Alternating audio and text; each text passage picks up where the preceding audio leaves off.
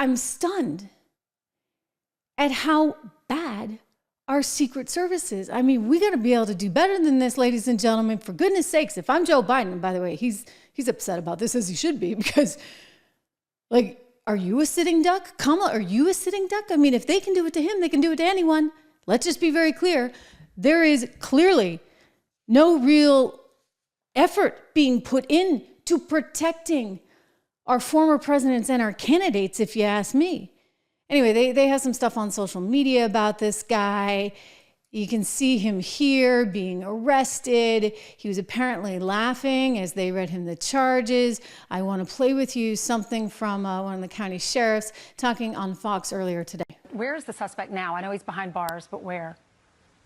Well, what we did is we turned him over to the Federal Bureau of Investigation and the Palm Beach County Sheriff's Office.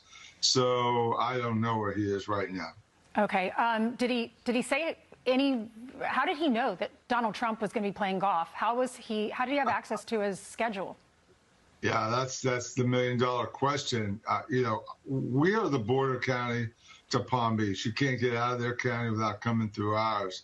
But we don't have the intel from the scene there. Mm-hmm. It's hard for me to imagine how he got within rifle range of President Trump. Yeah.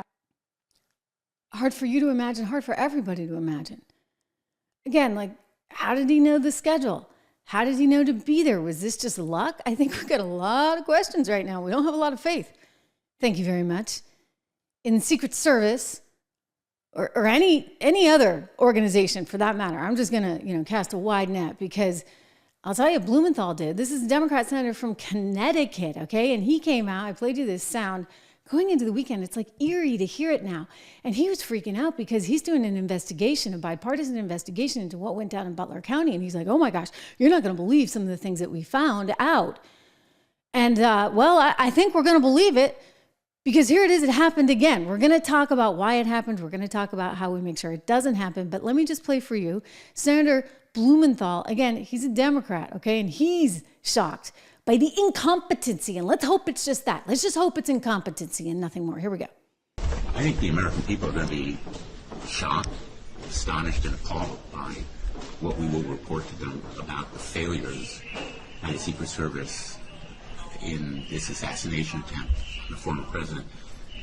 But I think they also ought to be appalled and astonished by the failure of the Department of Homeland Security to be more forthcoming, to be as candid and frank as it should be to them in terms of providing information.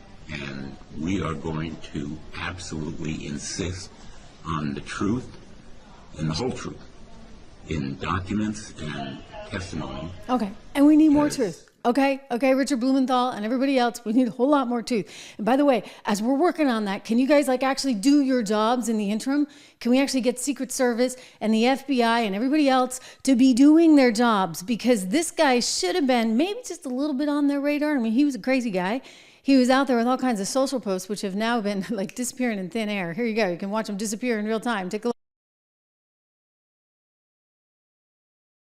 ASAP, right? So they got to get rid of all this. But, he said some pretty heinous stuff. He was obviously really, I guess the word would be sort of radicalized.